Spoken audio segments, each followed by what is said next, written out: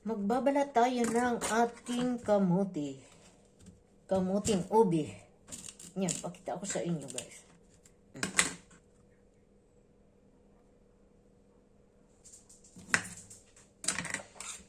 And then, ilalaga natin, no?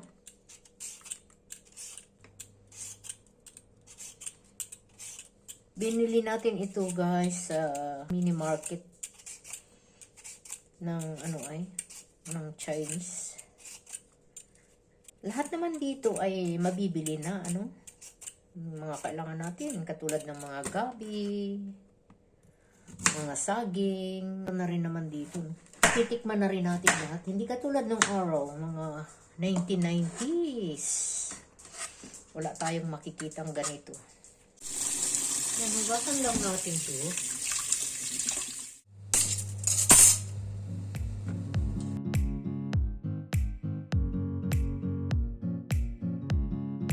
Hintay na lang natin na maluto. Yan. Ayan, ito na at luto na nga ang ating kamuting ubi. Ngayon, ano na natin siya. Durugin natin siya sa isang pinggan. And then, ilagay na natin sa kawali para tamisan, no?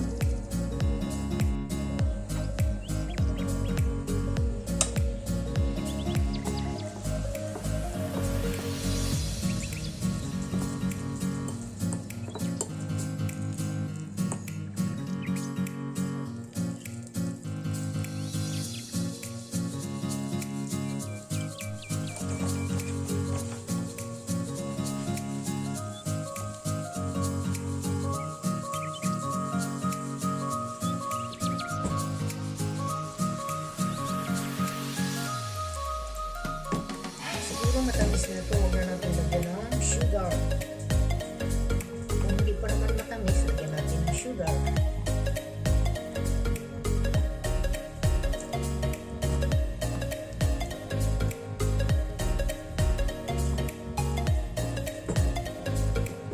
Mag-add lang tayo ng ubi flavor.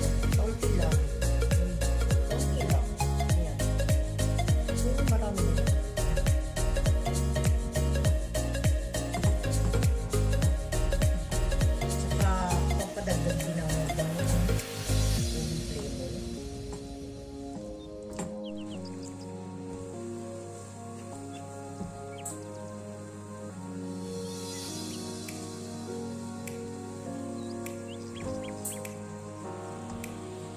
Magandang umaga sa ating lahat. Ngayon tayo ay magluluto ng ating dessert. Ubi halaya, yan. And then meron tayo ditong 2 cups ng kinudkod na niyog, yan.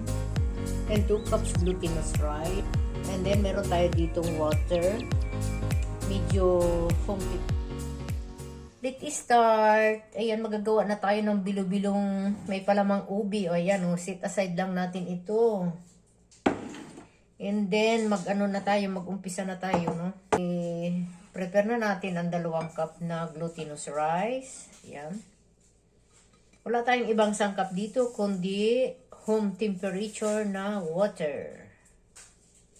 Luway-luway lang para hindi masyadong mag-liquid ang ating, no?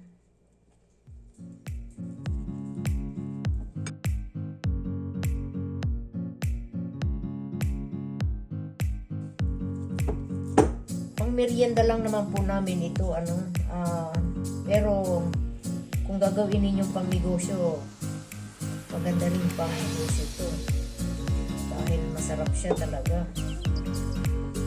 May palaman siyang ubi.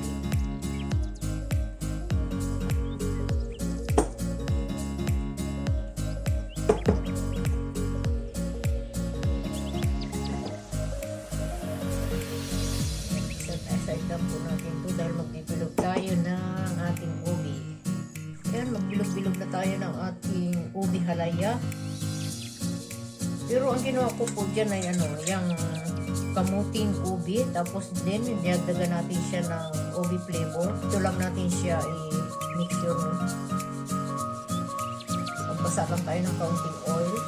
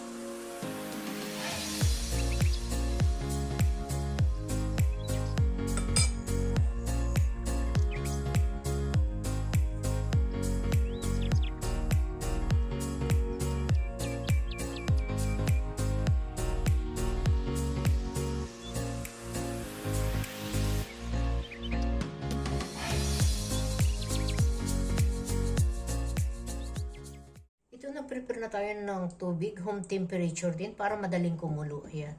Pakukuluin lang natin ito, tapos ihulog natin yung ating ginawang pinaltok. At ito namang isa ay gagawin nating steam. Ayan, dito. Gawa tayo ng steam naman siya.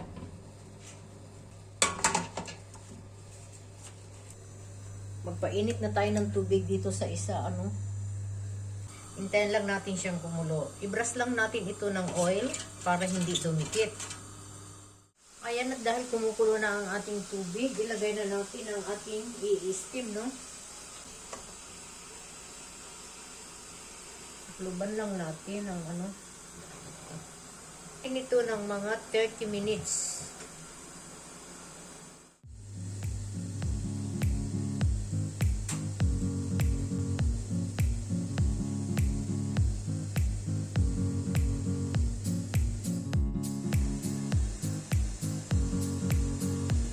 Ito ang update ng ating steam. Ayan, mas maganda ang in-steam. And then, yung pinakulo naman natin sa tubig, ayan. Pag lumutang na yan, okay na siya.